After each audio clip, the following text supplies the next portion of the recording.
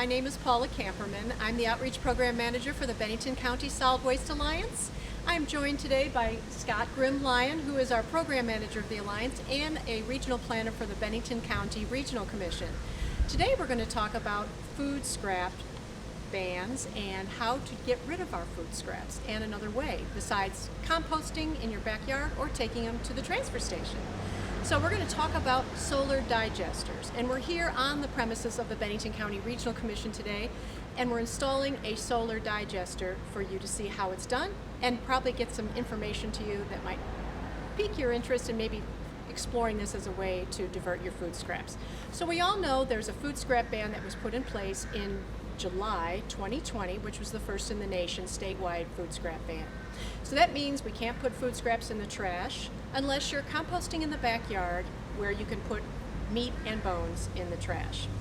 This system we're going to talk about is slightly different, and it doesn't require you to make any trips to the transfer station or have any other matter that's pulled aside. So, Scott, tell us a little bit about the solar digester that we have here today. What do we do to make it happen? Sure. So the first thing about a solar digester is it is a distinct product from a composter. They both are great because they let you manage your food scraps in a way that feeds the soil and nurtures nurtures the plant life around you. But with a composter, what you're doing is you're creating topsoil that you then use in your garden. What this does is this just feeds the immediate plant life right around you, and instead of creating topsoil, it has a special combination of high heat digestion, working with also bacteria that come with the product, that allows you to just turns the food scraps into liquid that then just sort of permeate into the earth. This is a great option for a place like this, which is a office space, because not everyone is going to be looking to do gardening or come out here regularly and manage it or stir their compost pile. It's not something you need to keep as much of an eye on. So, and also the other thing that's great about a solar digester compared to a composter is it allows you to digest some additional things beyond what you can compost in your own backyard. So, meat products, oils, dairy products, and pet waste are things that are able to be digested and turned into, gotten rid of here, as opposed to your standard backyard composting, where you don't really want to have those things. It takes a really long time to turn that stuff over.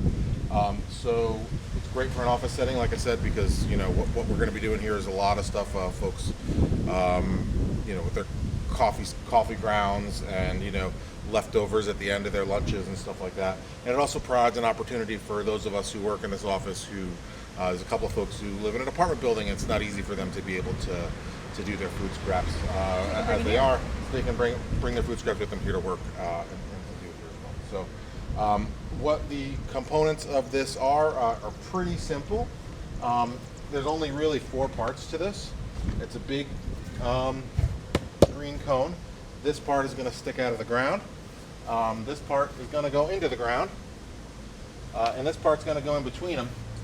And what happens is, when this green cone is on top of here, and this airtight lid sort of squeezes on top, it creates like a circulation pattern when there's heat in there, and the heat gets up to 122 degrees. During sunny periods of the day, to help your food break down and again nurture the soil around you. That's great. Okay, so tell me about this. How about just management of it relative to a compost bin? Is it similar?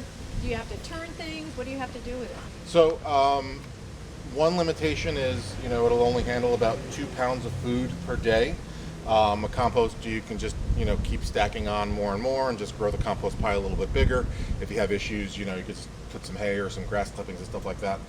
This also does not handle yard waste. Okay. So you can't put your sticks in it, you can't put your leaves in it. So it's an interesting, because it is turning everything sort of into that liquid and seeping into the soil. Mm-hmm. Big items like like sticks, won't break down in there. No So grass clippings? you're not supposed to put your grass Okay. clippings in there, All right. no.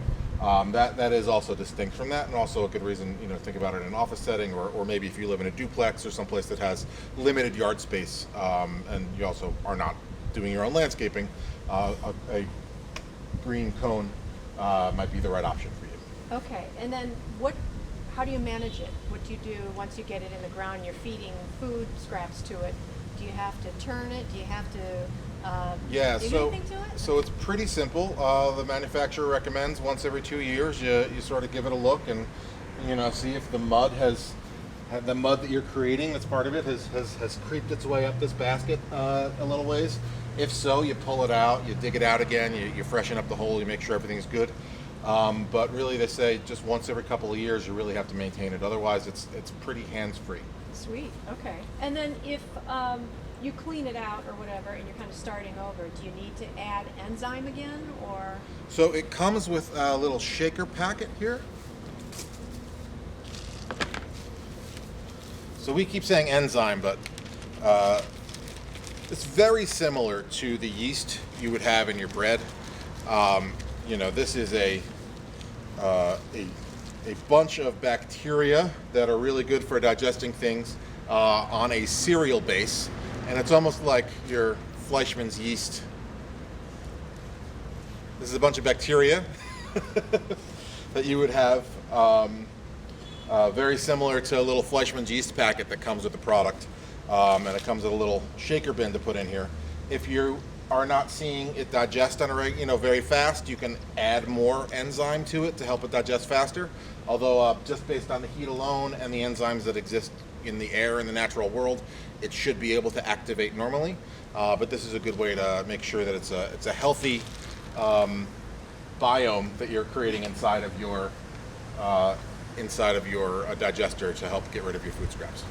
So can you optimize the leachate or the junk that kind of comes out into the ground in any way to find any benefit from?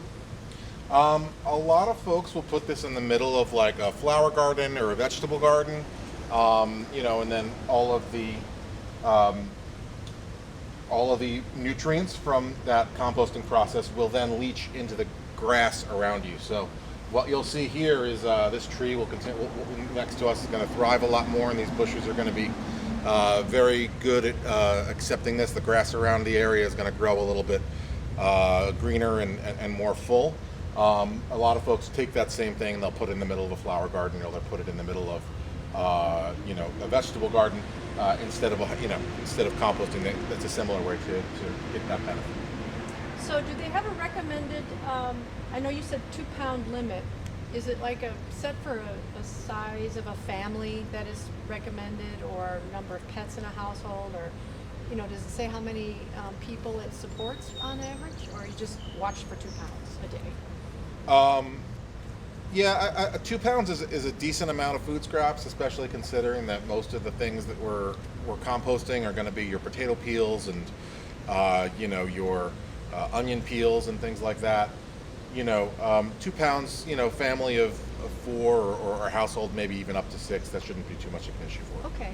And I know that we recently had a compost bin sale that we sold some of these items at, and I know families were buying 2.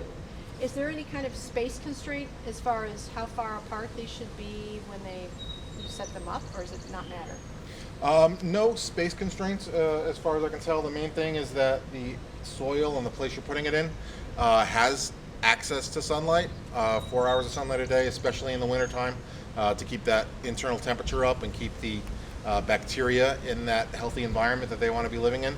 And also there needs to be good drainage in the area too. So if you have a really, a big clay bed in your backyard, it's not going to be the place that you want to put it. It turns into like concrete. Yeah. All right, well, why don't we try putting the thing together and making our first deposits into the system and see how that works. We're being helped out here today by Josh. He's a student at Williams College who's helping out for the summer. He studies economics and environmental science. So step 1 is find a really nice sunny spot that's going to work for having about 4 hours of sun a day. And step 2 is to dig a hole there. Step 3 is going to be taking a little bit of water. You want to take about a half a gallon of water and dump it down the hole and just make sure that it drains. If it drains, you know, within a 45-minute period, you should be all set. So this is a good spot. We found the basket. Will fit right in here.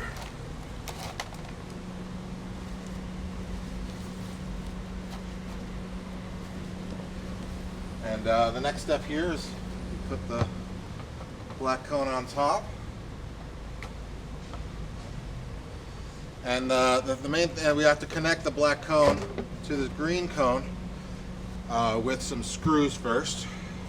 This whole project, all you really need is a screwdriver and a shovel to put it together. So there's an office, so we're going to have a lot of things like coffee grinds.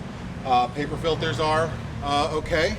Also tea bags, paper filters are okay, but make sure there are no staples in them.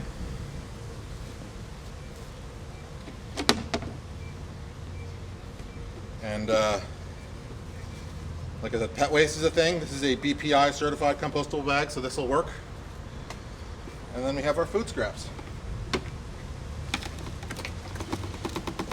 Eggshells, all that good stuff. And again, to get it started, we're going to use some of this enzyme. Again, just kind of your yeast. Get everything going. You start it, you want to put in about a tablespoon or so, but then otherwise it's a shaker, you know, to make sure it's healthy. You can just shake a little bit every once in a while when you put some food in there. If you're out of this stuff, you can order it online, but it'll also work without it. So yeah, when you close it up, it's airtight. It's got a little locking lid, and you're good to go. Voila, here we are with the finished compost. Solar digester. This one is manufactured by Green Cone Corporation, and we actually have some available for sale. We sell at cost through our website. If you visit our website at bcswa.org/shop, that's bcswa.org/shop, you can find a page where you can order both this as well as a soil saver composting bin and a 4-gallon green bucket for collecting food scraps that maybe you want to take to this structure or off to the transfer station. They're just great for holding food scraps with a snap-on lid to kind of control odors. So that is available. I also want to make you folks aware that we're having a composting presentation for folks who want to learn how to compost in their backyard, not with the green cone, but with a traditional composting process. We have Natasha Duarte, who is the director of the Composting Association of Vermont, coming down to offer a presentation to the Manchester Community Library on Saturday, August 13th at 11 a.m. It's open to the public, free of charge, but we do ask that you register because seating is limited to 100 seats. So if you go to the Manchester Community Library website or to our website at bcswa.org, you'll find a link to register. We also have another household hazardous waste collection event coming up. This is in September, so mark your calendars for those, especially in the northern part of our viewing area in Dorset, or anyone actually. We have one on September 17th from 9 a.m. to 1 p.m. It's free to all residents within the Alliance, and businesses can call to pre-register if they have material they also want to drop off. They can contact Scott and at the Alliance at 802-442-0713 extension 2. Or visit our website for an email link. You can just catch us that way. We also have the link of all the information about that event specifically. So those are the things we've got going on. I'm still showing up at farmers markets toward the beginning of each month through Manchester and Arlington and Bennington markets. So come on by and say hi. I'll answer your solid waste questions you may have. And we hope to see you out and about, maybe at the 13th event in August. Anything else, Scott, you have to wrap up with? Just thanks for being here. Yep, that's great. Visit our website at bcswa.org for any information about all the recycling programs available to you in Vermont and answer a lot of your solid waste management questions. Thanks again. We look forward to seeing you soon.